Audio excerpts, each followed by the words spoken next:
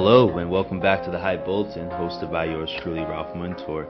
It is finally October 2024, which means the National Basketball Association is nearly upon us. I bought my ticket to Banner/Ring Night on October 22nd for the final celebration of the 2023-2024 NBA champion Boston Celtics, because the opportunity for them to go back-to-back is really, really real. But unfortunately for today's episode, we'll get into that in future episodes, because for today's recording is our quarter progress reports for the teams in the National Football League. I will be giving out grades to each team in each division for today's recording, at least, then end it with the power rankings and all. But just to outline what I've liked about the NFL so far, I gotta say the NFC East looks right for the Washington Commanders to take the division from the early favorites of the Philadelphia Eagles and the Dallas Cowboys and all, because the Dallas Cowboys defense is looking very, very non-existent right now. And with the injuries, to the questionable injury to Micah Parsons right now, and I believe a 6 to 8 week injury to Dexter Lawrence, and their defense is going to be, in my opinion, a bit more in shambles. And I do not trust Mike Zimmer as their defensive coordinator and all. And even though it looked pretty good in week 1 against those Cleveland Browns and all, which we'll get into, like I said, we'll talk about every team and give them a grade and all. The defense has not looked great ever since. They did give up 15 points to a New York Giants-led team by Daniel Jones and all, Daniel Pennies.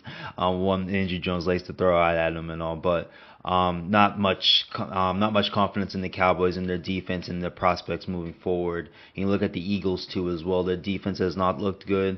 Their offense hasn't looked good either. I will grant them some injury concerns with A.J. Brown and Devontae Smith, honestly. But the fact that you're prized possession, in my opinion, even losing A.J. Brown and Devontae Smith, is Saquon Barkley, and I do not see them running the ball, and I feel like you saw that in the first quarter and a half, if not the first half of the Tampa Bay and Eagle game, and they picked it up in the second half with the running game at least, and all, finally scored a touchdown and all. But with those two teams being the favorites and the way they're looking and all, the Cowboys being 1-3 and the Eagles being 2-2 and all, the Washington Commanders and how their offense has gotten better from week 1 to week 4. It's been a great progression for them. There are questions about their defense. They had their best game against the Cardinals, which you can argue what are the Cardinals doing right now too as well. So they do have a questionable defense still, but I do like what they have to offer offensively, and in a division that doesn't have much defense out there right now, the way the Cowboys are playing and the way the Eagles are playing. I think even with their defense being average, even below average, they still have a chance of winning this division. And with their 3-1 start, it looks pretty good for there. And another headline or outline that I like to throw out before we get into the grades and all is the NFC North and how it's looking like the best division in football. You have this is the one of two this is their they're one of two divisions, to have every team to have a above 500 record. There is a difference between this division, the NFC North, and the AFC West. You got the Green Bay Packers, the Minnesota Vikings, and the Detroit Lions in top 10 in total yards in the first 4 weeks of the season, where you got the Las Vegas Raiders, the Denver Broncos, and the Los Angeles Chargers in the bottom half of total yards and offense in the league right now. So you can argue they're just winning ugly games, even though Denver had an impressive win in week 3 against Tampa Bay. I would argue it's a trap game before their big win against Philadelphia, honestly. Probably looked past Denver and looked forward to the Eagles game, and you kind of saw it in the way they played, honestly, in both games, honestly. But their offensive output from these 3 teams in the AFC West is not the same from the Green Bay Packers, the Minnesota Vikings, and the Detroit Lions. And it's probably going to be my stellar, if I had any good grades for one division, it's definitely going to be for the NFC North. And also, those are two headlines from my predictions from my episode to begin the month, at least, and all to begin the season. That rings true so far. You still have Josh Allen looking like an MVP candidate. Justin Jefferson and those Minnesota Vikings, he's looking like an offensive player of the year candidate and all. But we'll get into more. Let's get into the grades and all too as well, since I've prolonged this long enough. And also, I'll start with the AFC East and all. I'll go bottom up. We'll start with New England, which I'm surprised to give them a C- and all too as well. I expected worse from them in their first 4 weeks of the season, even though their last game against the Niners wasn't all too great to see, honestly. But I still think because of their win against the Bengals, their tough game against the Seahawks has looked like a tough team and all too as well through the first 4 weeks. I'll give the New England Patriots a C minus. I'll avoid them the D grading pause, but I think they're well deserving from based off their expectations and all this season. The fact that they've been in the last, at least the first 2 weeks, they're in competitive games at least. On the last 2 weeks have kind of tailed off, and now you got David Andrews out. I'm just saying that he's going to be on season-ending injured reserve, and also he'll most likely be out for the rest of the season and all. Their offensive line issues are really going to turn up, and I'm curious where it's going to go from here. But for now, I'll definitely give them a C minus. Miami, it's hard not to give them the D grading pause, but it's hard not to give them that rating, that grading right now. Without Tua, their offense has completely declined. Their defense has not been any better too as well. Losing a game at home against the Titans recently on Monday night. I'm trying to remember their game in week 3 that they lost to. It wasn't a good game either. Let me bring up the Dolphins schedule real quick here. I'm trying to remember off memory, but it's not coming into mind. It wasn't a good game for them. Yeah, the Seahawks came into my. Oh, the Seahawks at home at least destroyed the Dolphins 34-3. Then again, on Thursday night, they got destroyed by the Dolphins and all, and they barely squeaked by the Jaguars in Week 1 and all. So it hasn't looked good for them. Tua doesn't look like he's going to be back until November, at least in all early parts of November, but still, it's going to be another month for them. I don't see any great prospects for them to get better, honestly. We're seeing Odell Beckham is returning to practice, but I would argue he's probably positioning himself to get traded from that situation, especially if things continue where they're going, honestly. So I got to give Miami the D rating and all. The Jets are going to be next on this list. I will give them a C+. I feel like they've been okay so far.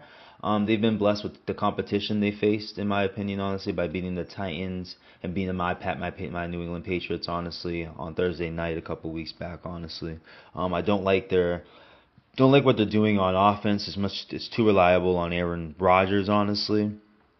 Just seeing the segment on ESPN about Garrett Wilson too as well, where he hasn't had over 60 receiving yards in the game right now, and this is a guy who's averaged 1,000 receiving yards without great quarterback play. When we talk about Mike White and Zach Wilson and all, and others, Joe Flacco too and all. So it is questionable how they're playing offensively. Defensively, I see them as okay right now. I expected better from them too as well. So, but for the fact that they're 2-2, they're 2-2. I feel like the way I'm talking right now, I think I have to give them a C right now, more than a C plus right now, because they've played average. They have not played great at all to start the season, in my opinion. I feel like the competition is the reason why they're at least in the position of being 2-2, right? Yeah, they lost to the Broncos 9-10 in a rained out game in MetLife and all, where the offense looked just as bad, honestly. And I get the rain is being played, but at the same time, you would think Aaron Rodgers playing, 40 years old, playing at Lambeau for most of his career, can deal with the elements once in a while, and at least in a football game, and the fact that they look so bad against the Broncos at home and all. It's hard for me to give them anything more than a C. I originally gave them a C plus, but I'm changing that to a C for them. But we'll go to Buffalo. I think by far the best team in this division. It's not even close. You can argue maybe their schedule has been a little easy too as well, but I give them credit for dominating the Dolphins and the Jaguars at home the way they did, honestly. Mind you, even though the Jaguars and the Dolphins are not good teams right now, they did defeat them handedly, in my opinion. So that's why I'll get them the B status to start with. And with the 3-1 record, I'll give them a B plus. Bad game against the Ravens and all, but I'll say that I'll cinch that up as a bad game. I think they step up against the Houston Texans and just give up a better performance. That win is not guaranteed. I believe it's in Houston, so it's going to be a tough game and all. I'll double check before. Let me fact check myself before we keep going and all. Yeah, it is in Houston, so I do expect them to have a better performance than what they had against the Ravens. But I'll be curious to see if they can pull off that win and all. Surprisingly, a 1:00 game and all against the Texans this week and all. But those are my grades for the AFC East. We'll dig into the AFC North now. We'll start from the bottom up. Cleveland, easy D. If there was any team to get an F right now, it would be the Cleveland Browns. But for right now, I'll give them a D and all. Because injuries are the reason, or for the reasons why their offensive line has not played well, and unable for them to get their unable for them to get their running game going. Honestly, I have huge questions about Deshaun Watson, and also we'll see how that turns out and all. I feel like with a healthy O line that Deshaun Watson still won't be able to be consistently doing things well for the Cleveland Browns, and I feel like they're better off starting Jameis Winston, but that could be more of a second half question and all with the money that Deshaun Watson's being paid. But I feel like they've played all right. Their defense is what's their calling card, and they've played, in my opinion, all right. Even they played. Let me say this: if their offense played better, probably their defense looks better. Because their offense is not playing well, their defense looks bad right now. So that's why maybe I'll slight them a break and all, because when your offense isn't moving the ball, if the offense is staying on their side of the field, you got 100 yards in football, 50, and when the offense has the ball, they usually start on the other side of the 50, which is on the first side of the 50, which is their side of the ball, and on the other side of the 50, football terms at least, this would be the opponent's side of the ball. The Browns' offense has not gotten over to the opponent's side of the ball more than half of the times from what I've seen through ESPN Gamecast and at least the little games that I've watched. Until the first half of this Raider game, at least, they were at least half of the time they were on the opponent's side of the field. When your offense is not able to move the football down the field, you're basically putting your defense on the opponent's side of the field to start the offense when they typically should be on their side of the field to start the offense and all. So that's why I will give the Browns defense a break. When your offense isn't moving, it's going to be a big hindrance to them. And another injury that's huge for them, and they'll probably be back by week 7, I think, is Nick Chubb, honestly. Even though he dealt with a torn MCL, torn PCL, and a torn ACL in the same play and all, it's hard for me to think he's going to be able to work the same way that he worked before the injury in time, because this guy is a workhorse. I do think he can, but I don't think it's this season and all. So their future, I'm worried about definitely, and I'm talking about this season's future and all when we talk about the second half of the season, this month and all, this upcoming month, these next 4 games and all. I'm not sure of the prospects of Cleveland and all, even if that O-line gets healthy and all. Without Nick Chubb there, you're putting more trust in Deshaun Watson, and that's a guy right now I don't trust leading your offense and all. With Cincinnati, I'll give them a C. Basically squeaked out a win against the Panthers and all in the 34-24 tie game and all, and you can argue that the Panthers were playing better than the Bengals. The Bengals just got the lead to start and was able to hold the lead for most of the game and all. But they have not looked good throughout the whole season. Lost their first 3 games. This game against the Panthers was their first win and all. They're sitting there at 1-3. And let me see who they got next coming up. The Bengals will have the Ravens coming up, at least at home. And the Ravens, they've been playing well and all. That's be the next team that I'll give them a grade and all. But it'll be interesting how the Bengals look. The defense doesn't look great. Their offense is getting better. You can argue that Jamar Chase being out kind of slowed down their offense, especially scoring only 10 points against the New England Patriots in Week 1 at home and all. Their offense does look like they're getting better and all. They were able to move the football against the Commanders on Monday Night Football, but again, their defense was nowhere to be found and all. You can argue the Commanders are probably playing that well of football offensively that maybe you can give their defense a break and all. But still, they've given up 26 points to the Chiefs at least and all. Again, 24 points to the Panthers and all.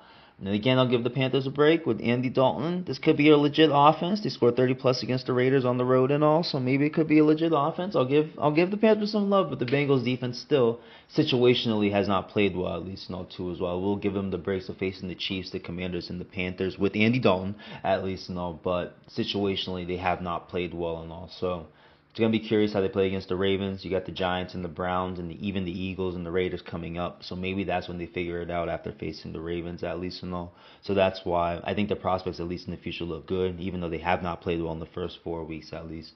But so that's why I'll give them a C. Baltimore to start, I gave them a B-. I think I'll give them a solid B. I think because of the loss against the Raiders really hurt towards their grading to me at least and all. But I just love the win they had against the Bills. I think the Bills are a legit football team at least and all. And they were able to dominate from the first play offensively on when Derrick Henry, I think, ran for 80 yards on the first play, at least and all, from scrimmage, at least and all. So I think I'll give him a solid B, at least and all, because of that win, at least and all. It was a great win. If it was a close game and they won that game, maybe I'll sit there and be comfortable with the B minus. But I'll give him a B because their prospects in the future look good, in my opinion, and all. So that's why I got to give him a B at least. Pittsburgh, surprisingly, had them as it's one of my predictions where it's looking bad right now after the first quarter of the season. But Pittsburgh, I got to give a solid B at least and all. They're sitting there at 3-1. Not easily because of being the Colts, but we're in that game to beat the Colts and could have gone 4-0. Their defense looks like the best defense in football right now too as well. You can argue the competition that they faced and all too as well. I'll bring up their schedule. I should be able to get rid of quick the teams that they faced so far. They have faced the Falcons, who have not looked good offensively to start the season. The Broncos, Jekyll and Hyde right now the way they play.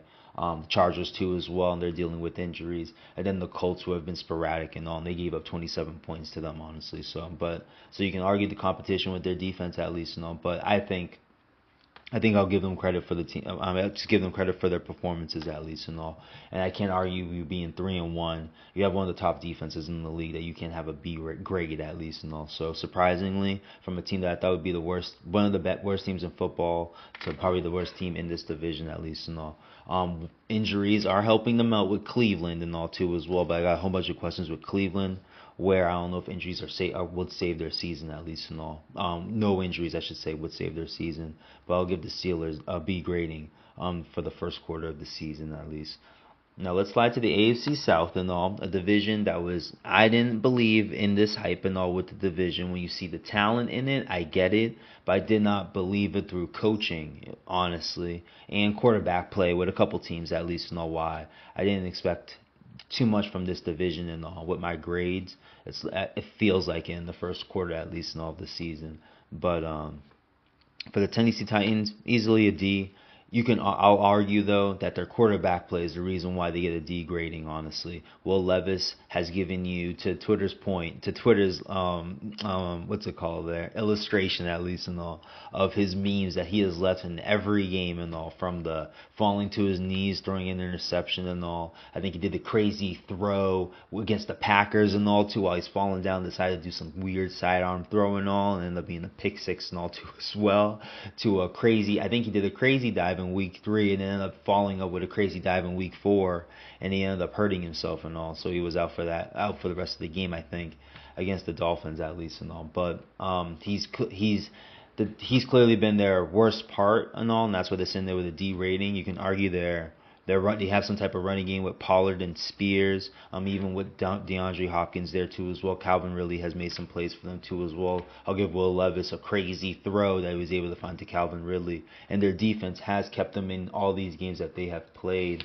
They played against the Dolphins, even though the Dolphins are very much struggling offensively at least and all. They kept them in that. They kept the Dolphins defense. They kept the Dolphins offense basically null and void by only allowing 12 points at least and all.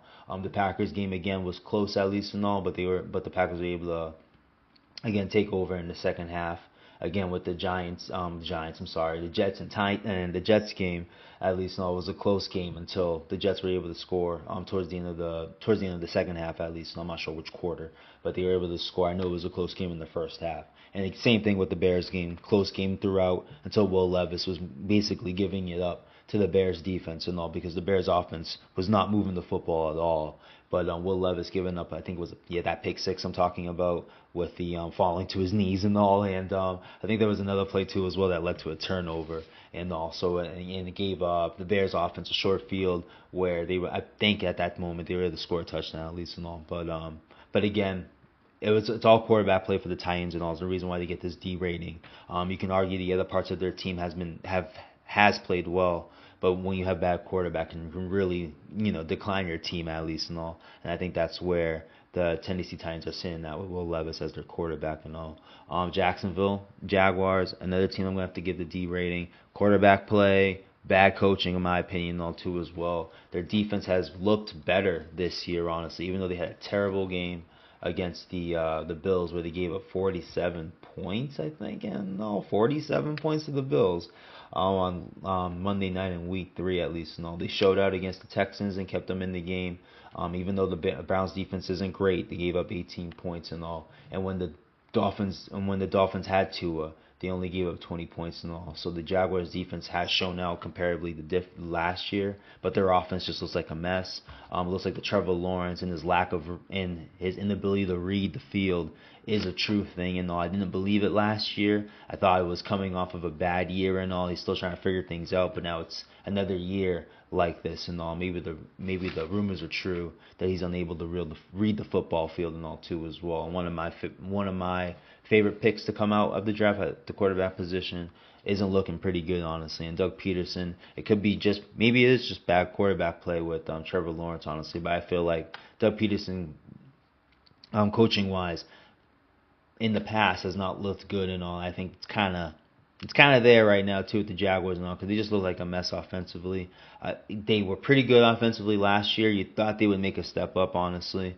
Maybe losing Calvin really was a bad thing. I don't know why when you sit there and still have Kirk, Brian Thomas is apparently a legit guy getting drafted this year and all too as well. Even Gabe Davis should be a third guy in a situation like that, from a number 2 in the Bills, now a number 3 guy. That should be part of your depth, in my opinion, and it doesn't seem to be working out. And they even have a decent tight end there too as well. And if I'm getting the name wrong, I'm not fact checking myself on this one, but I'm pretty sure it's Ingram at least, and all at the tight end position. And also, I'm shocked to give him a D rating. They're saying they're at 1-3 and all. They will be facing a division. They do have a favorable schedule moving forward. I'm seeing the Colts at home, Bears on the road, Pats at home. Packers will be a tough one. And then it gets tough. We got Packers, Eagles, even though, you know, how I feel about the Eagles, but still, talented team, Vikings, Lions, and Texans. So if they can't figure out these next 3 games against the Colts, the Bears, and the Pats, their season is essentially done. If they basically need to go 3-0 so they can sit there, be 4-3, try to go 500 against these tough teams at least and all. And maybe in the back end of the season where you got the Titans, the Jets, the Raiders, the Titans, and the Colts, you can finish your season strong. So, but for right now, definitely got to give them a D grade right now. That's not looking good. Not a promising start to their season at least and all. The Colts, by accident, I have to give them a C and all. They do have a 2-2 record and all. I do not like their performances until this game against the Steelers and all. I'll give them an impressive win there. I feel like the Bears lost that game in Indianapolis, at least not more than the Colts winning that game and all. And then they had that tough loss against the Packers where they only scored 10 points and all. And then a thrilling loss, at least, and all, to the Houston Texans to start the season, at least, and all. But by accident, I'm giving him a C rating. Anthony Richardson hasn't looked good, and now he's sitting there hurt and all. This brings the absence of Joe Flacco and all. And if he can do what he did with the Cleveland Browns, it could be interesting how the Colts look and all. Rely more on Jonathan Taylor for the running part, at least, and all, and probably have a little bit more consistent play at the quarterback play. No talent there, and all, obviously, what Anthony Richardson offers, but consistent play may be the thing for the Colts, honestly, because I feel like that's what they're lacking. Their defense has been in these games, at least, and all. Like, it's no type of blowout situation and all. I'm not saying they're playing great, but they haven't played bad either and all. But the inconsistent play from Anthony Richardson at the quarterback position, just with the turnovers and decision making and accuracy too as well, honestly, is really a question for him right now. So, but by accident, I'll give him a C rating. They're still sitting in position. They're still sitting in pretty good position too as well. You got the Jaguars, Titans, Dolphins coming up at least and all. And then you got the tough part of the schedule with the Texans, Vikings, Bills and all, Lions. But you got the Jets in the middle of that and all. On the back end, looks pretty not easy, but looks favorable for them. Winnable games when you got the Giants, the Titans, and the Jaguars, and the Broncos and my Patriots. Those are winnable games at least and all. Games that you should be in and have a chance to win at the end at least and all if it's not a blowout. So. But yeah, definitely have to give him a C rating. But we'll go finally give a positive rating with the AFC South because, again, I feel like it was an overrated division coming in, honestly, and it's turning out into it right now too as well, where there's only really one viable team and all too as well in the Houston Texans. Shockingly, I'm going to have to give them a B- just to start at least and all. Their offense looked dope to start in the first game, dropping 29 points against the Colts. And then they had the great first half against the Bears and all. The Bears figured out something, and it's kind of been slow for them. 7 points against the Vikings, which you can argue is the best team in football right now, and we'll get into them. and all, but and then barely squeaking out a win against the Jaguars and with a 24-20 score. And look at the grade I gave the Jaguars, and also and the Bills coming out blowing them out too as well. The Texans are a similar Super Bowl contending team, if not a top end playoff contender at least and all. And they were sitting there and struggling, even though it's a divisional opponent, but still struggled against the Jaguars at least and all. So even against the Colts it was a close game, so that's why I grant them that. But I'll sit there and give them a B minus. I feel like there's a lot more they can get better at. Defensively, I think they're fine. Obviously you can get better and all. It's only the first quarter of the season. But offensively, they seem to lost what they had the first game and a half, first game and a half of the season. All it's been a lull. You got the Bills coming up, so that should be an interesting game and all. Because of the Bills' defense, it's been shaky. I gotta be real about that. But you got the Pats after, be facing the Packers and all. Got the Colts. Looks like that's gonna be a tough game. Jets, Lions, Cowboys, Titans, Jaguars. It's a little tough for them too as well. I don't like where they're sitting going into that, so that's why I'll sit there and give them the B minus. I do think they have a great chance to improve and really dominate these Tepe games too as well, no matter the competition and all too as well. But I don't like what I'm seeing from their offense right now, so it's hard for them to give them a solid B, even though they have that 3-1 record at least and all. It's just the way they're looking offensively. There's a lot more to be desired. I'll give them let's just say I'm giving them a B minus because I know I'm one of those teachers to say I know there's more out of you. I know I can get more out of you at least and all by doing that at least and all. So that's why they get a B minus. I don't want to give them too much credit because I think they can be so much better and sit there competing as one of the top teams in the NFL. Honestly, if they can figure out their offense and all. I do believe Joe Mixon's out. And all I know, Joe Mixon got hurt against the Bears and all, had a tough ankle injury, was able to play through it. But I believe he's been out, so maybe that's why their offense, especially against the Vikings, struggled. I'll give him a break there because if he can get back, I think he's the huge part of what their offense can really be. Honestly, I'm a big fan of the running game and all, especially when we get into the playoffs and all. So it's a huge if he's not in, I can understand why their offense has struggled. If he's in, their offense may get back to how they looked the first game and a half of the season and all. So those are my grades for the AFC South, last division of the AFC and all. And this is I'm not too surprised with the grades I'll give out in this one. Honestly, I thought this would be a fairly interesting division and all. All these teams aren't bad, but outside the Chiefs at least and all. These three ain't bad, and from my point earlier, one of the two divisions not to have a below 500 team and all. It's just talent. They just lack talent. The structure's kind of there when you look at all three of them, honestly, but the talent is kind of lacking and all. So that's each team here with the Raiders, the Broncos, and the Chargers all get C grades to me. They're doing more. They're not doing more than I expected. But I guess in the outside view, I think that they're more of surprise teams of where they're sitting, all sitting there at 2-2 and all. You got the Raiders with a dope win against the Ravens and all. You got the Broncos with a dope win against the Buccaneers on the road and all. And the Chargers, I'm trying to think of I don't think the Chargers have a dope stellar win against a playoff contending team, honestly, like the Bucks and the Ravens at least and all. But let me take a look. Their schedule. Yeah, they beat the Raiders at least, but a division game. Beat the Panthers when they had Bryce Young at least, and all. Could be an interesting game if Danny Dalton was in that one. But lost to the Chargers and lost to the Chiefs at least, so they don't have that stellar win that the Raiders and Broncos have. But they're an interesting team. They're dealing with injuries and all, so I do expect them to taper down a bit too as well. But I am surprised that they're sitting there at 2-2. Competitive games against Pittsburgh and the Chiefs too as well. I can't argue that they were in both those games and all.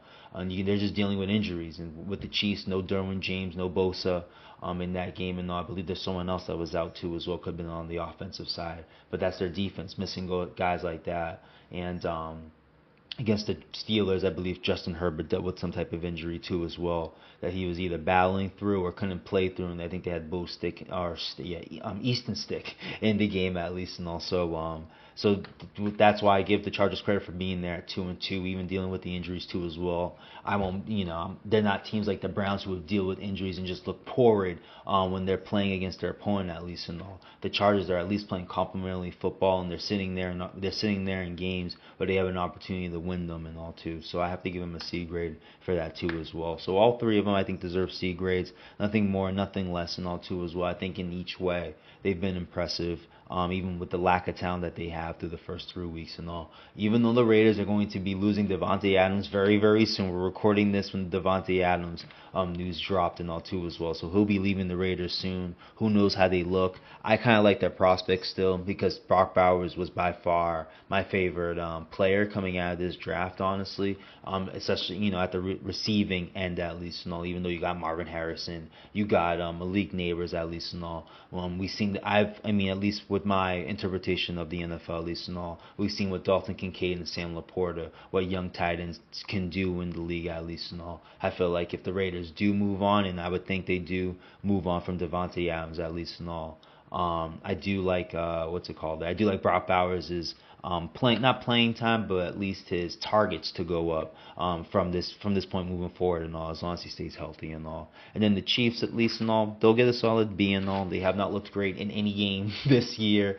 at least and all. You can argue in every game they could have lost and all. The Isaiah Likely toe at the end in the end zone at the end of the week 1 and all could have at least made it an interesting ending with a 2-point conversion. I would think the Ravens would have gone for, but again, could have lost that game. The Bengals with penalties honestly is the reason why they lost against the Chiefs and all too as well, or at least not have an opportunity to win and all. They beat the Falcons by 5 and all, and the Falcons made some mistakes too as well, and they barely beat a division opponent by 7 in the 17-10 game against the Chargers and all. So and now they're dealing with injuries with Pacheco being out for a significant amount of time. Hollywood Brown's out for the season, if not out for the regular season at least and all. And Rashee Rice took a terrible hit to his knee at least and all. Unfortunately, friendly fire by Patrick Mahomes at least and all. Looks like he tore his ACL too as well. He's going to be out for the season too as well. So that's why I have to give him a solid B. The prospects ain't great. Their schedule is favorable to a degree. You got the Saints and then the Niners. You got the Raiders and the Bucks. You got the Broncos and the Bills, and you got the Panthers and the Raiders and the Chargers and the Browns. So towards the end, it gets a little bit not easier, but more winnable. Then you got the Texans for the end of the season at least, and also that'll be an interesting game too as well. So the prospects, at least in the second half, at least in the second quarter of the season, will be okay. We'll see where they're standing, see if Pacheco comes back at least and all, see if they figure out another wide receiver option in the open market and all. Odell Beckham seems interesting to me, honestly, for at least a piece that they need to add, because if you're not going to have Hollywood Brown nor Rashee Rice, who was probably their best receiver this year so far in the first quarter of the season, they're going to need to add a piece and all. Probably give Xavier Worthy more targets, more play at least and all. But they're going to need to add another target and all. I would think Odell Beckham would be an option, especially if Miami's declining the way that they're declining. An easy guy that they could trade. I don't think it's a huge cap hit and all too as well. And an option for one of the options that the Chiefs could look into at the wide receiver position and all. Christian Kirk, a name I heard on ESPN, I really like too as well. I think they'll go after a receiver like that. I'd be surprised if Devontae Adams gets traded within the division to the Chiefs at least and all, but this is the NFL, this is sports, this is entertainment. Anything can happen at least and all. So those are all my grades for the AFC at least and all. Now, I am shocked how excited I'm about to be talking about the NFC right now too as well. I've always pegged Pause as the AFC as the best division, as best conference in the National Football League, probably over the last 5 seasons or so. That's why Tom Brady was able to go over there and do his thing and get himself another championship and all, because the NFC is just less than the AFC, honestly. But this year, I might have to change my tune, because the NFC looks pretty damn interesting right now. Every division looks very interesting in the NFC, and I'm shocked to say that I'm very excited to really break down the grades, honestly, too, as well, honestly. We do have a couple Ds, but again, there are more Ds in the AFC in the first quarter, coming from my point of view, than the NFC and all, and I'm startled and surprised and all, too, as well by that.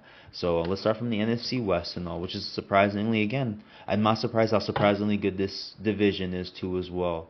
And all too. So we'll start with the Arizona Cardinals. Surprising after me saying that, I'm giving them a D grading and all.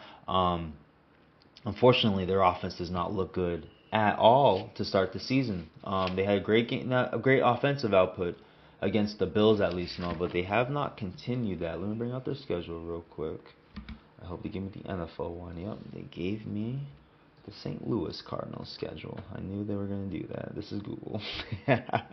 But again, their offensive output was dope in the first 2 weeks. Yeah, they had a great game. Not a great game against the Bills because they lost at least. But again, offensive output. Great game against the Rams, even though and you can just argue they're injury riddled. So that's why they were able to put 41 points and all. But at home, 13 points against the Lions, which people have questions about the Lions defense at least and all. You only put up 13 points and all. Again, another team that's questioned defensively, and you're at home and you only score 14 points against the Washington Commanders and all. So I would say, and the defense is their calling card and all too as well. But if your offense isn't moving the football, like I was bringing up against the Browns, your defense can only do so much. And I feel like that's what happened against the Commanders and all. Cardinals were able to go down, score on a bad Commanders defense at least and all. So you would think this would happen throughout the whole game. It didn't. It didn't move the football from what I was seeing for the rest of the game. Honestly, I don't even remember how they got that other 7 points. It must have been it must have been something towards the end because after that first 7-0 score, Commanders went on. I think they scored 28 unanswered points. Could have been 21 unanswered points and all. And then maybe that's when the Cardinals scored the touchdown. But it wasn't close. They weren't moving the football. Over the past 2 weeks, their offenses looked bad. For as good as they looked in the first 2 weeks, at least and all, they looked just as bad in the second 2 weeks. And they're saying they're with a 1-3 record and all. They got an interesting schedule coming up. Got the Niners and the Packers on the road. Then they'll see the Chargers at home, and they'll go to the road to face the Dolphins at least and all. So it could be a situation where they're 2-2 at least and all, and then it's the Bears, the Jets, and the Seahawks and the Vikings. Interesting games. Interesting. I don't know about the Vikings game honestly, because the Vikings look that good right now. I can't wait to get to them and all, but.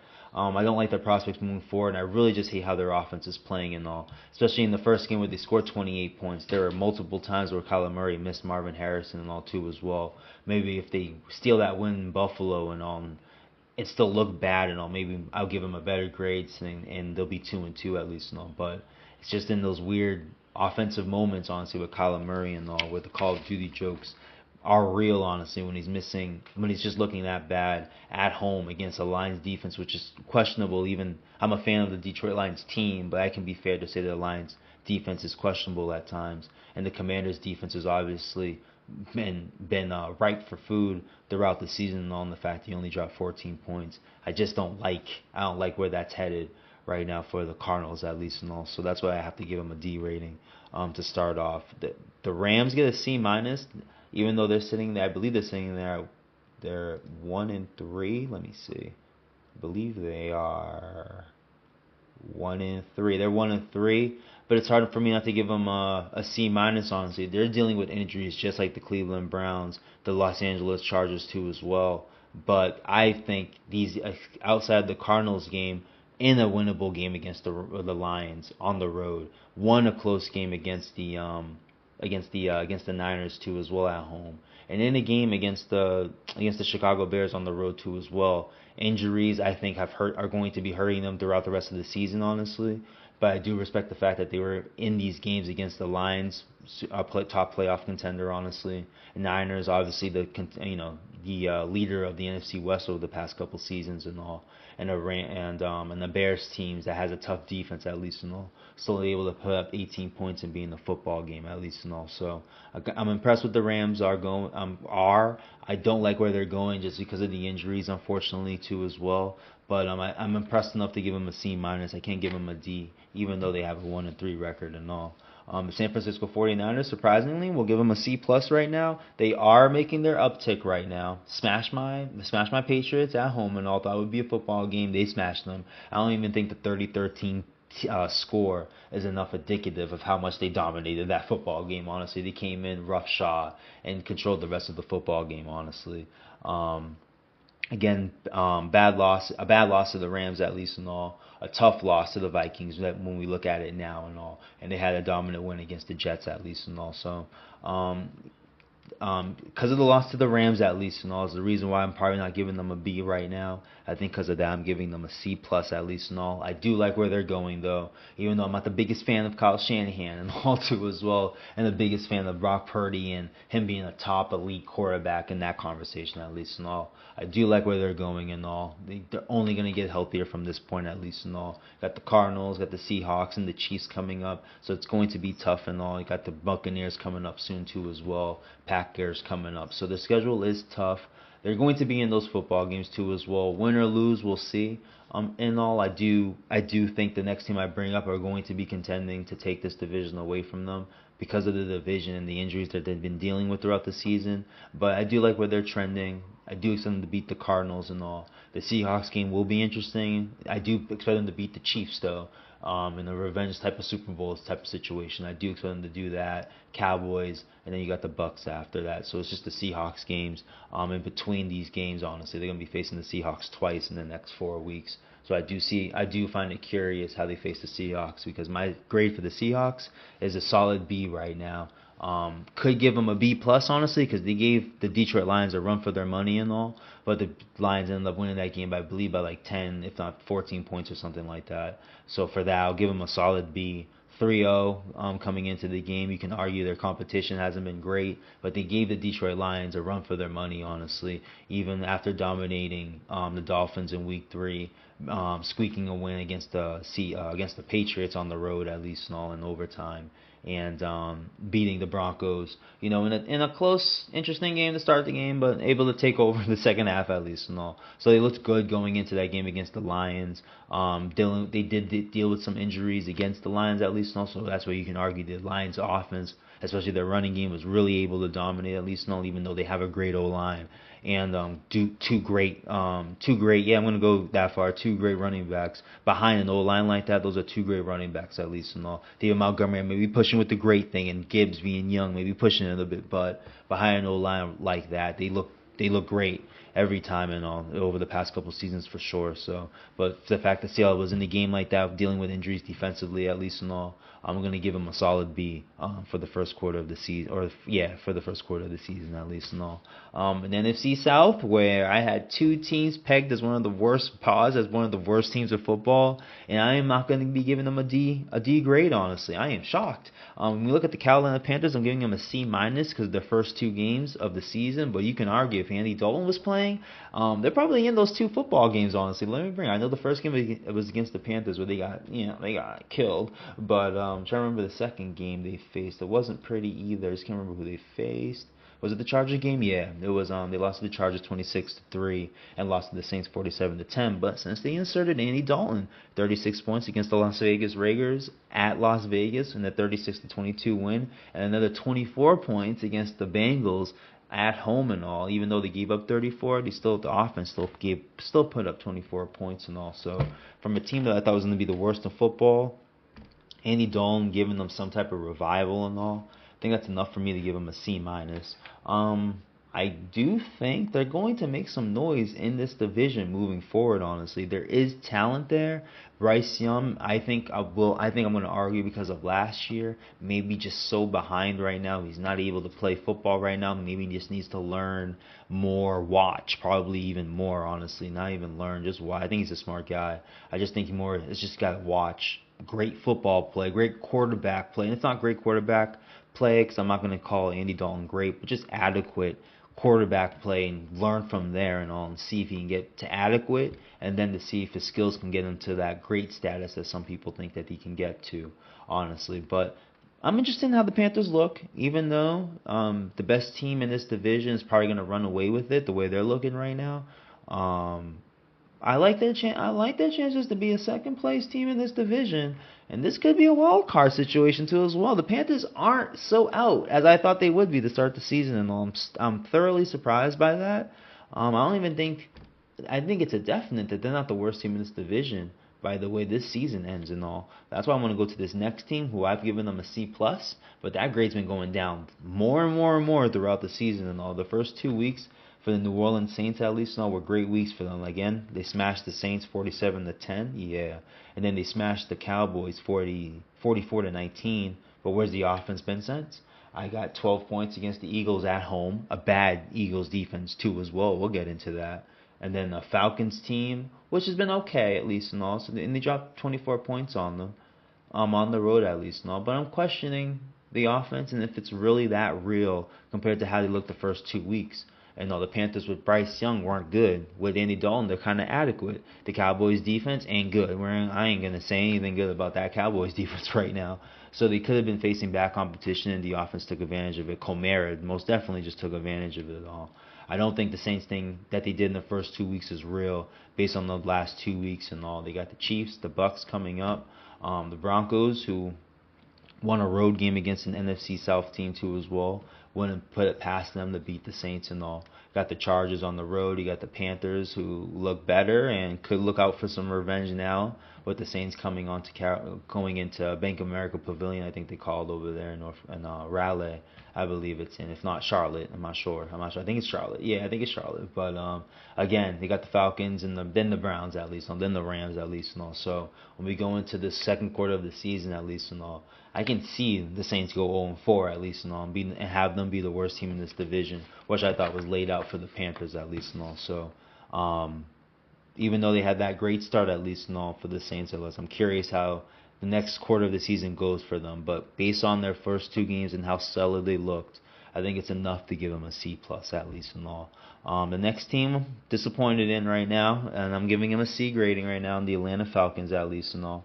Even though they are 2-2, I think right now. Yeah, they squeaked out a win against the Saints, and then I feel like lost the game against the Chiefs at home on Monday night or Sunday Night Football, and won themselves a lucky game against the Eagles. I got to admit it. If Barkley catches that ball, the Eagles get the first down, the game is over at least and all. And losing a home opening game. Home opening game against the Steelers, 18-10? Yeah, 18-10 at least and all. Where Kirk Cousins and the offense looked awful in that game too as well. So very disappointed in them. You got the Bucks, the Panthers, who look interesting, the Seahawks, and the Buccaneers again. Until you face the Cowboys at least and all over the next quarter of the season, in the month of October. I don't know where the Falcons could be sitting in a bad position right now. They could be average. They could sit here and maybe beat the Panthers. But I don't know if they maybe beat the Bucks once, because you're facing the Bucks 2 times over the next 4 weeks out. 2 times over the next 4 weeks. So maybe you can get one against the Bucks. You could sit there 500, and then it's the Cowboys, Saints, Broncos, Chargers. Maybe not the Vikings as a winnable game, but then the Raiders, Giants, and all. So you're sitting there with the next 4 to 5 games with winnable games and all. If you can sit there and be 500 after the month of October and all, so things could be interesting for them. I don't like their prospects at least and all. Especially, I think the Panthers are a legit team, and the Saints should be bothersome at least and all, especially in the division at least and all. I thought the Falcons can outright win this division.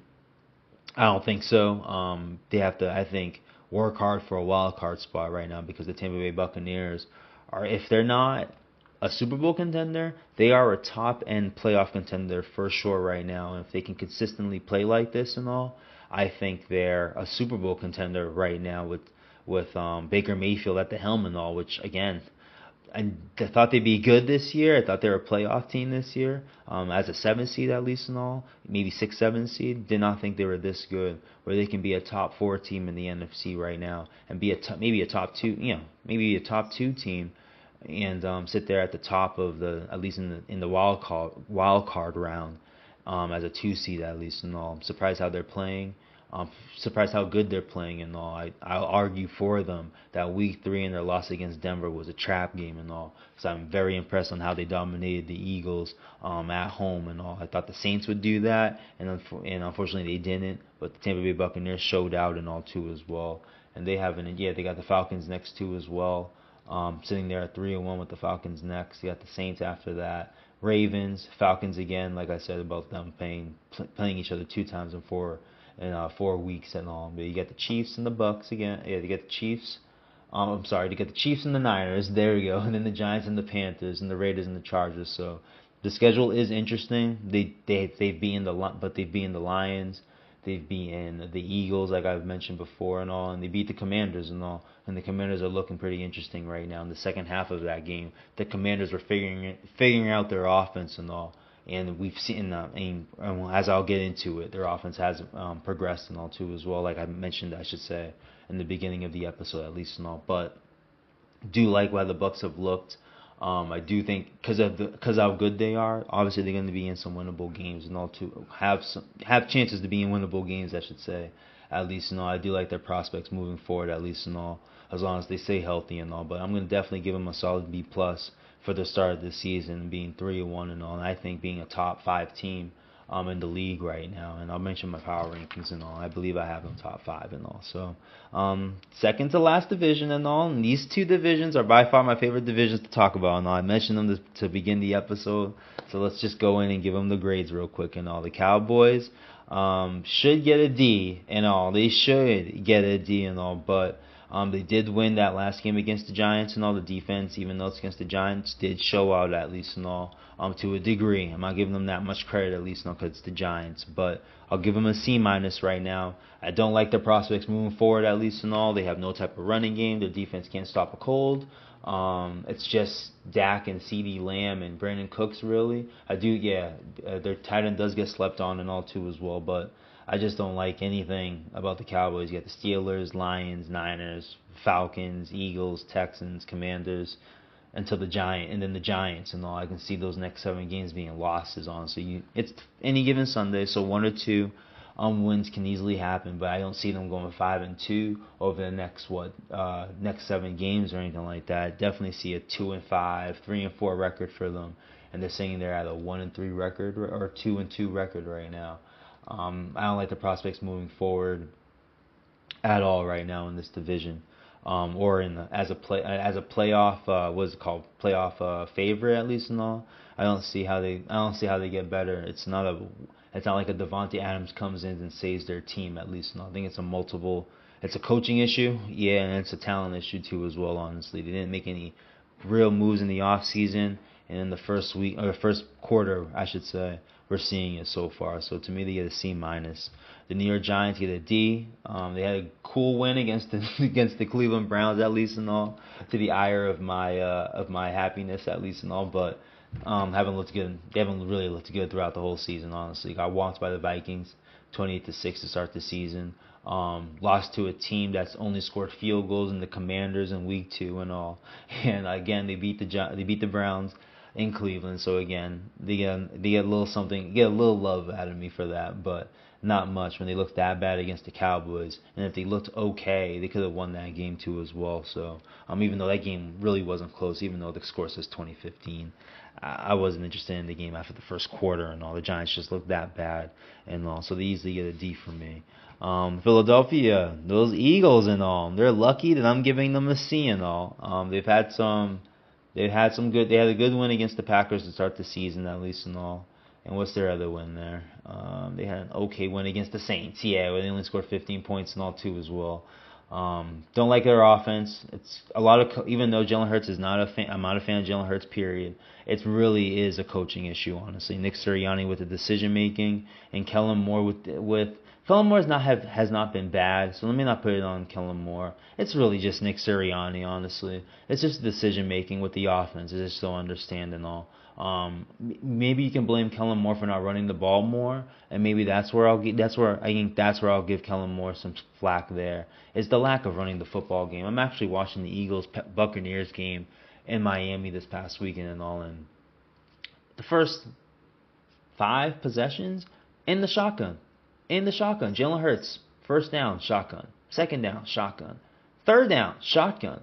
Not one time where they have Jalen Hurts behind the ass of the center and just hand the ball over to Saquon Barkley and run the football. Guess what happened when the Eagles started doing that? They actually scored some points, but guess what the issue was?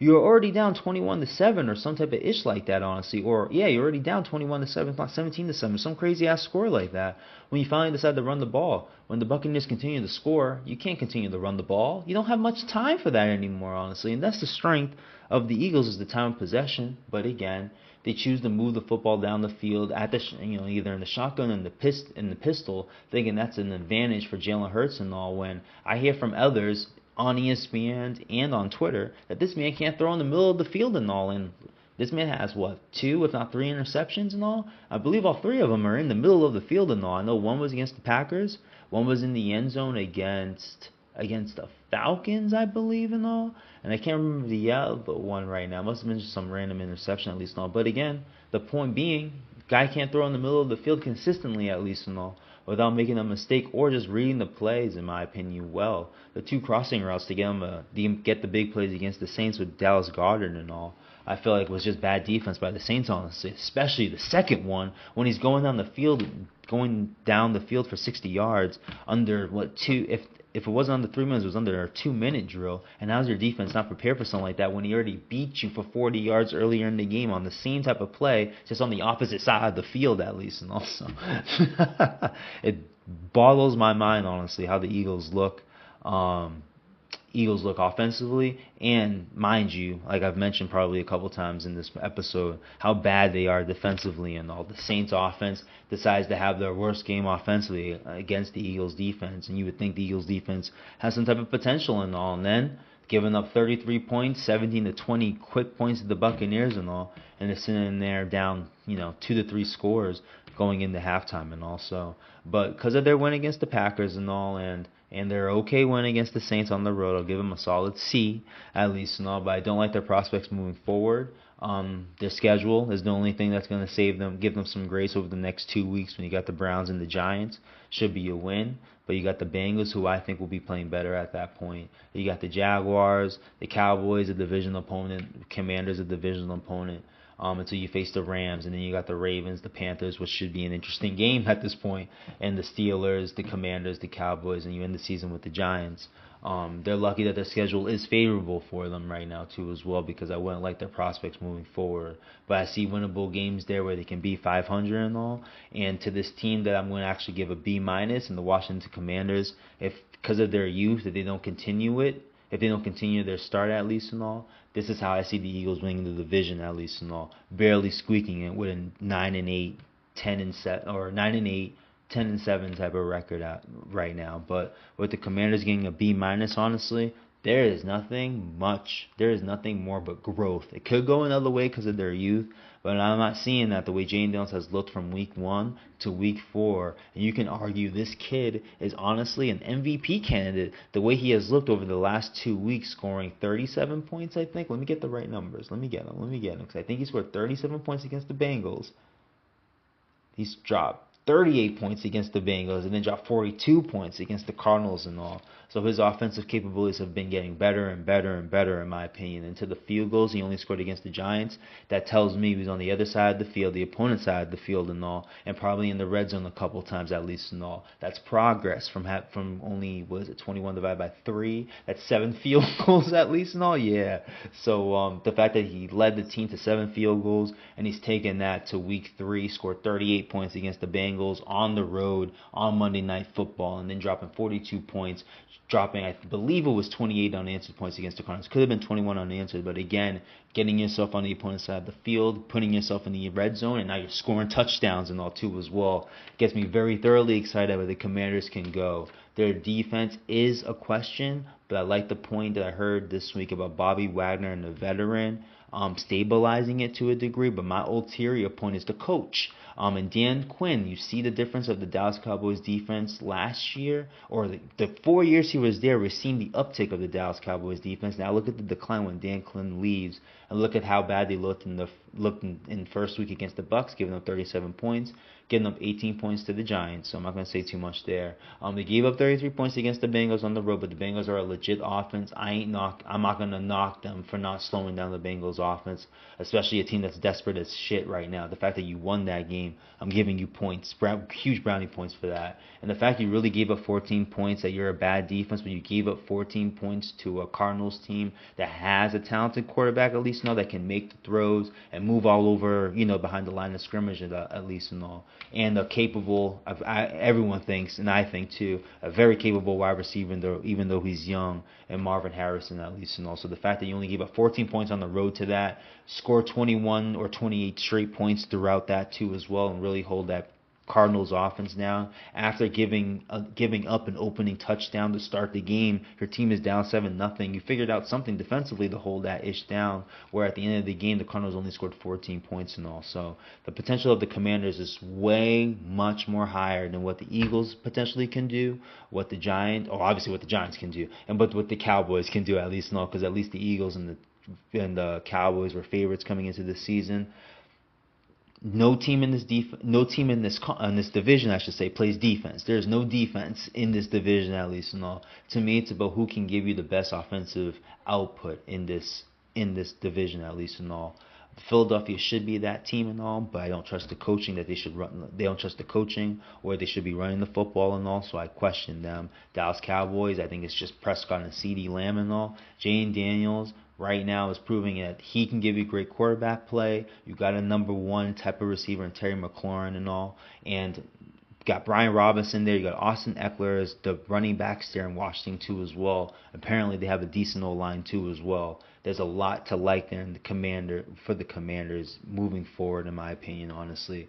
And why I pegged them as being the team to win this division, and the way Jane Daniels is improving through week 1 to week 4, no different to how C.J. Stroud looked, no different to how even Joe Burrow looked in their rookie years and all too as well. I think Jane Daniels is looking like that quarterback for the Commanders and can have them in a great position to win this division. If they can double up what they did in the first quarter and double it up in this quarter and all, cannot like where they're going. You're going to be facing a Browns team, tough game against the Ravens, in-state rival, Panthers, Bears, Giants, and then you got the Steelers and the Eagles after. You're looking at 4 games. Browns, Panthers, Bears, Giants. In between that, the Ravens. 4 games that are winnable. And if you lose that game against the Ravens, at least not win those 4, I really think they're sitting there in a great position to win the NFC East and all. How's that, Joshua Boraz, JB? How's that right now? How is that about those Commanders right now? But again, first quarter of the season, I'll try to be as humble as possible, but the potential that they show, just compared to the Philadelphia Eagles and the Dallas Cowboys, I think there's so much more to like there in Commando world than in Eagle world or in Cowboy world for the rest of the season, at least. No, when you just look at the progression from week 1 to week 4 with all 3 of those teams, you can't argue that the Commanders don't look the best out of those 3 when you just look at progression, at least, not from week 1 to week 4 and all.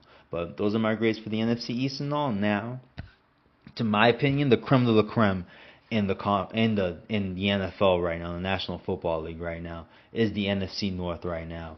I'm not shocked how good it is, but I am shocked who's leading this division, how good they are, honestly, and probably the only A grade that I'm giving to this quarter progress report I'm offering for the National Football League and all. But we'll start from the bottom and all. We'll give Chicago a solid C. I'll give them a solid C, honestly. Their offense is the reason why they don't have a B right now, because their offense has looked torrid throughout the first 4 weeks. Now let me look at. I didn't look any tape at their game against the Rams, at least, and also I won't have too much there to see if their offense got better, at least, and also let me see through their stats to see if I'm finding what I like. And I do like one thing. This is something that I did hear happened against the Rams, at least. Now, DeAndre Swift carried the ball for 16 times and got 93 yards for an average of 5.8 and 1 touchdown. I will say there probably was a big play there and all too as well that helped those numbers, but that's something that I want to see more from the Bears and all that we haven't seen throughout the prior 3 weeks of their season, where they're running the football and all. I don't think they're incapable of running the ball. I argue it's a scheme issue that they want to sit there and throw the football over and over again with Caleb Williams. And there's another good sign I'm seeing, at least through the stats, facing the Rams at least and all. He threw the ball 23 times and all, compared to some crazy numbers and all. I'll bring them up because there were crazy numbers that you got a rookie quarterback doing. For them, they had Caleb Williams throwing 52 times against the Colts. That's a bad move. You got him throwing 37 times against the Texans. That's a bad move and all. And against the Titans, you have him throwing 29 times and all, and you got the win and all. I don't think it's a coincidence that the time he throws for 29 times and he throws for 23 times, they win the football game. Do not have this guy throw over 30 times in the football game as a rookie, at least, and all too as well. That's ridiculous, especially when he hasn't shown you any reason to uptick it. Jaden Daniels, now we'll bring up Jaden. I'll bring up Jaden Daniels because he's giving them reason to uptick his play and look at the touchdowns they're scoring and all. Bo Nix, they gave him too much. This is where I'll give Sean Payne some credit with Bo Nix. They gave him too much, looked bad, slowed it down, did better at least and all. Now look at them. You know what I mean? Had a great win against the Bucks and squeaked out a win against the Jets in the 10-9 game at least. No, but again, looking better at least, looking complementary to your football team at least. The Bears weren't doing that. You had your defense playing pretty damn well. Their defense is almost an A grade if we're just looking at defensive sides. They're pretty damn close to an A grade, honestly. Their offense has just been bad with a D grade, if I'm being honest. So that's why they sit there in between, kind of in between with a C. Could be a C plus, but I'm giving them a C because their offense can be so much better if they choose to run the football than having Caleb Williams throw the ball over 30 times and all. It's not a coincidence when he throws for 29 and 24 times they win a football game, and when he throws for 37 times and 52 times, mind you, against the Colts at least I'm upset by that. They sit there and lose those football games and ugly ass games. I think he had 2 interceptions and when he threw for 52 times, honestly, against the Texans. Threw for 37 times and got 2 interceptions. Titans game, I can't defend, I bet. Well, I can defend. They got him throwing 29 times, no interceptions and all. Against the Rams, they had him throwing 23 times, no interceptions. Don't have this guy throw so many times. He's a young guy, and I'll give some people that have thrown it out to people I listen to on Twitter at least and all. Didn't run a pro offense in college. Jaden Daniels ran a pro offense in college at least and all. Steadily give him a pro offense. Just don't give him all the pro offense all at once. That's unfair to an inexperienced, mind you, a rookie, an inexperienced player too as well, trying to run a pro offense. But I do like the Bears if they choose to run the ball a lot and have Caleb Williams throw from between 20 to 29 times in the football game. Their chances of winning a football game are going to be much higher than having him throw 37 times, 52 times, respectfully, in the Colts and the Texans game at least. No, but I think they get a solid C grading because their defense is legit. I think they're sitting there as one of the top defenses in the league, right there with Pittsburgh, right there with another team that I want to wait and mention at least not two as well. I'm trying to see another team that has played solid defense, but outside those two right now, I think out of every game, I like the Chicago and the Pittsburgh defense right now. Chiefs defense has looked good at least and all. Just going by like point output at least and all, and what's going on by my memory at least and all. I gotta say those defenses are right there as being the top defenses in the league. Still going through. Seattle I would have put there, but again they dealt with injuries and they gave up a whole bunch of points to the Lions. So it's hard for me to put them there right now. Baltimore is going to get better, so I'll put them there too as well and all. But Pittsburgh and Chicago, especially Chicago, has looked pretty damn good defensively, honestly. They can get some things figured out offensively, and it's pretty simple. Just run the damn football more. I think they're going to be sitting there pretty interestingly throughout the season. You got the Panthers, Jaguars, Commanders, Cardinals, Pats over your next 5 games. All winnable games in my opinion, especially the last one against my Patriots at least and all. But for the rest of the teams, all going to be sitting there B and above. Got to give the Packers a B minus. Bad start against the Vikings, but a great ending at least and all. Impressive 2 wins without Jordan Love at least and all. And if Jordan Love doesn't get hurt, maybe a chance to beat the Eagles in week 1, honestly. I got to give him a B minus. Because of the start against the Vikings at least and all. If it was an okay start and they still lost against the Vikings, I think I'd be more comfortable to give them a solid B. But because of the start against the Vikings, I'll give them a B minus at least. Now Jordan Love hasn't looked great at least when he has played in week 1 and in this past game. He's giving you flashes at least but it's with Jordan Love at least I'm a big fan of Jordan Love, but we got to get out of the flashes and we got to start showing consistent play at least and all. And I think throughout the season, as long as he's healthy, he'll give you that. And all too as well, because at least he flashed in the second half, but it was consistent throughout the second half at least and all. I think he'll be all right. Detroit B plus. Outside the Bucks game, and the Bucks, like I said, they're kind of a legit team honestly. So I can see why the Detroit looked bad against them. They didn't look great against the Rams. Looked okay against the Cardinals. Looked great against at least the offense. Looked great against the against the Seahawks, but they dealt with some injuries at least and all. But they're 3-1. They're doing what they're supposed to, at least in all. In my opinion, you don't want to lose any game at least, no. But it's a team. It's a competitive. It's a team. It's a good team in the Tampa Bay Buccaneers. I can't be looking at the Lions losing that game. Especially a team that you faced in the playoffs last year and you beat. They came in and beat you at home in a close game at least and all. Still able to move the football. I think Jared Goff had a bad turnover there too as well, which didn't help to their cause at least and all. But I do like the way they look, even though their defense isn't great right now, isn't good right now. They do look better than how they looked last year at least. No, Carlton Davis does gives me more optimism for the defense getting better. You still got James Houston there. Maybe he can get. That's the other guy that need to get going to rush the passer at least. No, it's just Aiden Hutchinson. So there are things defensively they can get better at. You just hope they stay healthy. You hope a guy like Mosley does come back eventually too as well. I heard they got a young rookie there too as well. And with the Barnes, the Branches, as their young guys coming in and all, that could be a potential guy too as well that can get that defense better and all. But I do like their start at least and all too as well. When they run the football, they look to be the best team to be running the football at least and all too as well, especially against the Rams and against the Seahawks there too as well and all. In moments against the Cardinals too as well and also. With Jahmyr Gibbs with some big runs in that game and also I'll give him a solid B plus honestly too as well. Chances to go up too as well honestly, even though they have a tough schedule. You got the Vikings, you got the Cowboys winnable game and the Titans coming up, but you got the Vikings in between that, Packers, Texans, until you got the Jaguars and the Colts and all. So it is a pretty tough schedule in the second quarter of the season. But I think they did lose to a tough team in the Bucks at least and all. So it is cause for concern at least and all. But I do think they step up and all because of the moxie they've shown over the past 2 seasons. I grant them that. But for this team, shocked, not shocked that they're good, shocked that they're this good. This is the Minnesota Vikings, last grade of the episode.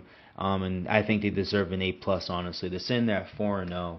They've dominated. Let's look at the games they've dominated. Honestly, they dominated the Giants first game of the season. We all thought Giants. You got Justin Jefferson. You know, what I mean, you can get some points up there. You know, KOC, Kevin O'Connell.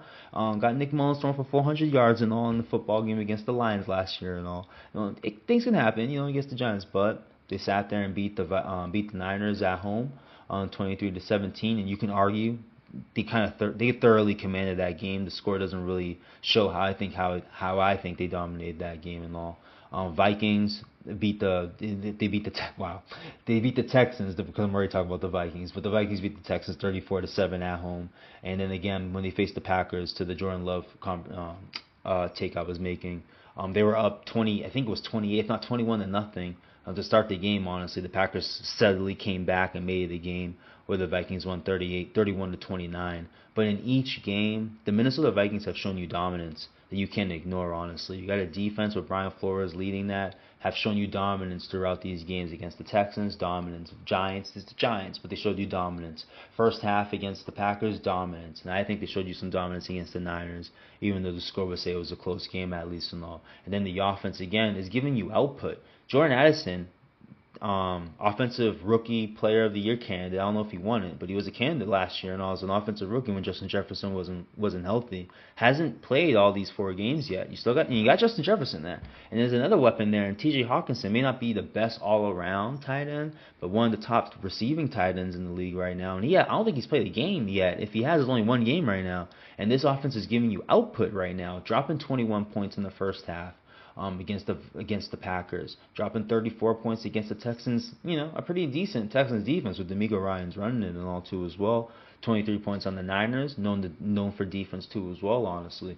So again, these are at home at least. When we talk about the Niners and the Texans at least, but to go to Lambeau Field, division game, Packers really needed to as well. Honestly, not really needed, but they had themselves a little bit of a slow start, especially Jordan Love not being healthy and all. First game back, they got that team down 21-0 and all. So I'm very impressed on the dominance that they have shown. They've given you consistency too as well on the offensive side, on the defensive side too as well. If it wasn't for the Chiefs being back-to-back champs and being 4-0, I have Minnesota as by far the best team in football right now. But because the Chiefs are what they are, I have to put them number 1. So now I'll give you my power rankings. Looks like eventually, but outside of that, I don't think it's even close on how the Vikings have looked so far to start the season. Honestly, I think they're by far the best team. Their prospects, because of the way they look up. Even though they got the Jets next, you got the Lions, Rams, Colts, Jaguars, Titans, Bears. Division game, but then the Cardinals at least and all. Favorable schedule because I think they were the fourth best team last year, the worst team I should say in the division last year. So the schedule is going to be favorable this year, and what a great start for them too as well. I think it really continues honestly too as well. So let me lead this off or end this off with my power rankings after week 4 and all. You can see my power rankings weekly on the Instagram and all. I'll leave a link on the description and all. It'll be like Eagle LLC if you just wanted to go and search for it right now at least and all. But I'll leave a link in the description and all. But I have weekly power rankings for the league so far this year. And we're going into week 4, or this is after week 4, I should say, going into week 5 and all. And this will be my power rankings after this first quarter of the season, at least not for this episode. Shockingly, I have at 10. I'm going to have the Washington Commanders at 3-1. Gave you all these. I already gave you the reasons, and also I'll just go throw the list out and all too as well. But again, surprisingly, I got Washington Commanders at 3-1. Another surprising team I have at number 9 are the Pittsburgh Steelers at 3-1. Can't argue how they're playing defensively at least and all. 8, even though they're coming off a tough loss against the Lions in the Monday Night Football game, still gave them a fight and all. And surprisingly, it was because of their offense and all. All the Seattle Seahawks at 3-1. Number 7, even though they have a 2-2 record, I do like the way they're progressing, and there's no reason to think that this team is not a true playoff contender too as well, even though some people have questions about their quarterback and all. But I will have to put the Baltimore Ravens at number 7 at 2-2. Impressive win against the Bills too as well, honestly. So I'll jack them up because of that. Number 6, because of the better record, at least, even though they're coming off a loss against the Baltimore Ravens. Number 6, I got the Buffalo Bills at 3-1. Number 5, I got the Houston Texans after a good win against the Jaguars. Not a dominant win, but a good win against a divisional opponent, at least and all. I got to put the Houston Texans at number 5 at 3-1. Number 4, Detroit Lions, 3-1. Their offense finally showed out, finally clicked. It's something that we've been waiting for. At least a fan of, at least a guy like me who's a fan of them, at least and all, was waiting for their full offensive game, at least and all. Jared Goff pitches basically pitches a shutout. You know what I mean? A no hit or a perfect game, at least and all. Not having an incompletion, catching a ball for a touchdown too as well, and then throwing a couple too as well. So and no turnovers and all. So basically had himself a perfect game and all. So I got to put the Lions 4. Number 3, surprisingly, even though I thought they'd be good, didn't think they'd be this good to start the season, but I got to put the Tampa Bay Buccaneers at number. Yeah, I'm seeing that I misspelled it for the social media, but it's whatever. Tampa Buccaneers, at least, you know the team. But yeah, I'm surprisingly putting them at number 3, and the power rankings at 3-1 and all. Just for one slip up, if it wasn't for their one trap game against the Broncos, they could easily be 4-0, honestly. So out of the other games, went into Detroit, beat them, dominated the Commanders to start the season at least and all, and had that dominant win against the Eagles in Week 4 and all this past Sunday. So got to put on number 3 at 3-1. Number 2, if it wasn't for the Chiefs in their history, would easily be number 1 in my opinion, with the only A+ grading for this progress report at least and all for the first quarter of the season. But I got to put the Minnesota Vikings at number 2 at 4-0 right now, and really like the way they're heading and all, especially if they get guys like TJ Hawkinstein back and all too as well, and Jordan Addison's able to stay healthy and all. And at number 1, even though they haven't played well, and even I gave them a B, just a solid B to start the season after their first quarter, I gotta put the Chiefs number 1. They gotta lose eventually to be the number 1 in my opinion, honestly, because these are the champs. This is a team that's showing you that they can adapt in any type of situation, honestly. We're worried about their receivers right now, but last year was the worst offensive output ever throughout the Mahomes and Reed years, at least. And they still won a Super Bowl against the Niners and all, too, as well. Still went through the Baltimore Ravens and the Buffalo Bills to get to the Super Bowl. So I think because of that, even though they haven't looked great, it's not like they're going to say the Kansas City Chiefs are going to, even though like the way they played, if we put it to another team, they could easily lose the next 4 in their average. It's hard for me to say the Kansas City Chiefs are going to lose the next 4 games or some weird thing like that. They'll figure out a way each week to win their games, at least and all. If not win them, be in those games at least and all, and be in position to win the division and obviously go out for another Super Bowl and have a chance to go back to back to back. I think the first team ever to do that, at least and all. So it's hard for me to take them still out of that one spot when they're sitting there with a 4-0 record too as well, honestly. And injuries is the reason why they probably don't look that good offensively with no Hollywood Brown to start. Rasheed Rice getting hurt in the middle of that game too as well, honestly. So in the middle of the game against the Chargers at least and all. So I'll definitely keep them at 1 until further notice at least and all. We'll see how it plays out and all. So once again, I do appreciate you guys listening. Went longer than I expected. I thought I could make this a 30 to 40 minute show.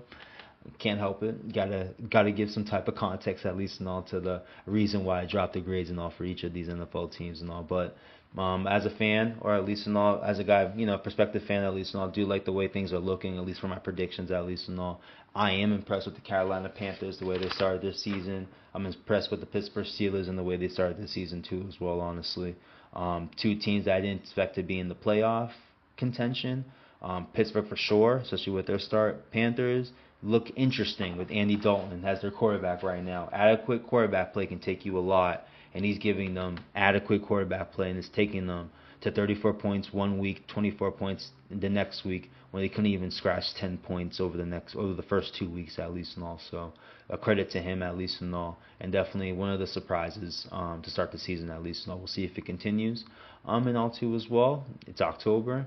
NBA talk will be returning back to the HYPE Bulletin all too as well, but definitely going to continue with the NFL and all, especially after week 8. Definitely going to dig into it more at least and all. Definitely want to wait one more quarter to see how these trends look and all, and get ready for the pre-playoff games in December and December at least and all, with the end of the regular season, and then get into the playoffs in January and all. See what happens with the Super Bowl. See if I can head out there or some shit like that. We'll see what happens at least and all. But thanks to you guys for listening. Please follow us on social media. I'll provide all the links in the description and all. And stay tuned for the next episode. It looks like I'll be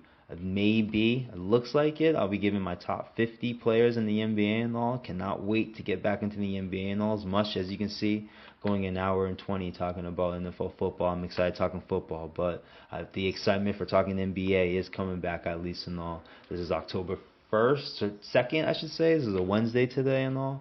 We are saying they're 20 days away from Banner Night, Ring Night, and at TD Garden and all. I'm very excited to be there and all. So thanks to you guys for listening. We will talk soon.